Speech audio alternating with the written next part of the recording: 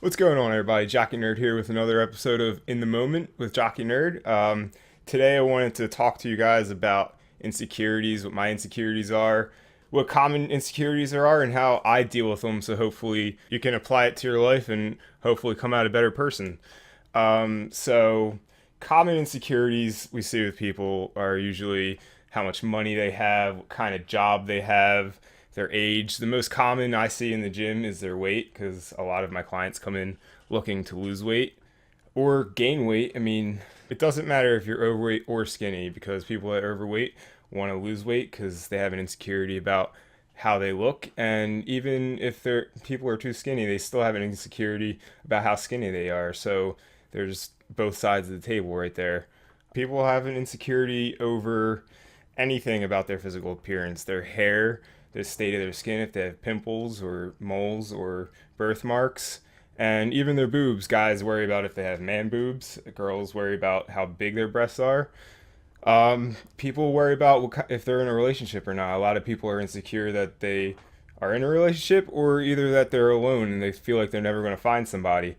Um, and the one of the most important insecurities is the confidence in their ability to do something. So they may not have confidence to throw a football or confidence to be able to speak in front of a crowd, or even play a sport. Or I read something this week that somebody went into the gym and they're terrified of weight resistance training.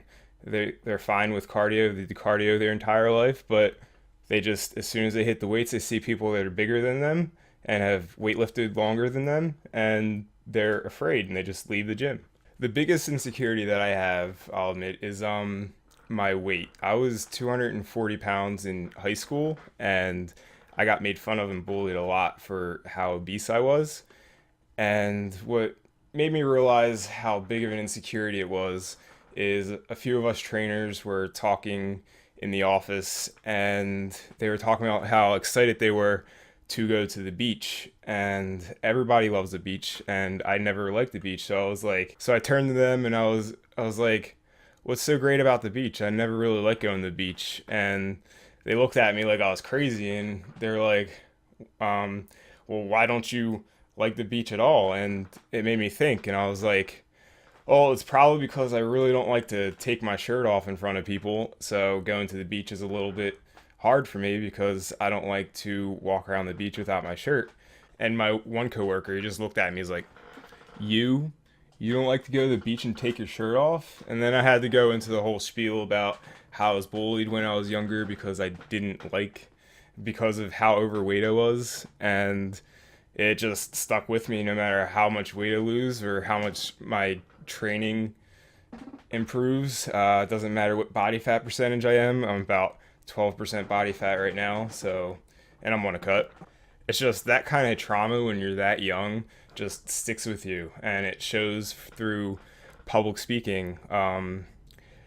As soon as I step in front of a crowd of people in a classroom to do a speech or something, I just feel all the eyes judging how I look and if thinking if I'm fat or not. And it shows with my thought process out on the streets because I'm very hypercritical about everybody that I see walking around the streets, and I keep it to myself. I don't ever say anything to anybody because what I want to do is help improve the lives of everybody. But it stems from how bullied I was in middle school. So a lot of people around campus would look at me and say, you don't really look that insecure about your weight. And that's because I put on a big show for people, and it's the way I'm getting over this insecurity because I'm not as insecure as I used to be about my weight. And the perfect example is I wear a lot of tank tops, but when I want to talk in front of this camera, I can't wear a tank top for some reason. And the reason I'm wearing one right now is because I wanted to talk about how I get over my insecurities. And what I do is I put myself in uncomfortable situations because it's the best way for me to get over my insecurities. So I used to be, because I was so insecure, I'd be really shy And I wouldn't be able to go up to somebody on the street and say hi, or if I went into the room of a group of people, I used to sit in the corner and not talk to anybody. And the reason that I can now is because I put myself in that uncomfortable situation so much that I uh, got over that insecurity. And it's proven to be really difficult to walk around without my shirt on, but at least I'm able to talk to people now, because part of what I do in my line of work is talking to people. And the other thing that I do is I just found a stress relief in weight resistance. So I'm the most comfortable I'll ever be in the gym. I can say anything, I'm very open, but in a gym, I can talk to a group of people. I've taught group training classes. I trained a group of sheriffs in training at my college, and I wasn't shy then. It's because we were in the gym and I was teaching them how to work out, and I have a lot of confidence in the gym. But if you put me in front of a classroom full of people talking about either something personal or any topic at all that I don't have enough confidence in, my voice gets shaky. I start moving. As you can see, my chair's been swiveling this entire time. I can't sit still. So, I mean, one of the ways I'm going to get over my fear of talking outside of the gym, I feel, is this YouTube channel, because it's putting me in an uncomfortable situation and helping me get over this fear of talking to people outside the gym, and it's helping me have better confidence in myself, because I have to watch back these videos and look, and I know people are going to look at this video and they're going to either say, oh, that kid's really ugly, or oh, he's kind of good looking, or he's fat, or he doesn't look fat at all. I mean, that's up to people, and I know they're going to judge me how I look, but I mean, I'm okay with that. So it's how I'm getting over these insecurities. The last piece of advice that I have is to, when you're feeling stressed out, is find something that you enjoy to do that takes your mind off of everything. For me, that was video games and weightlifting, mostly weightlifting, just because I could get everything out in that session. So it doesn't have to be those two things. You just have to find something you enjoy. I know my girlfriend likes to crochet and knit, and that takes her mind off of everything. Some people like to read. You could go swimming, go for a run, you can go for a bike ride.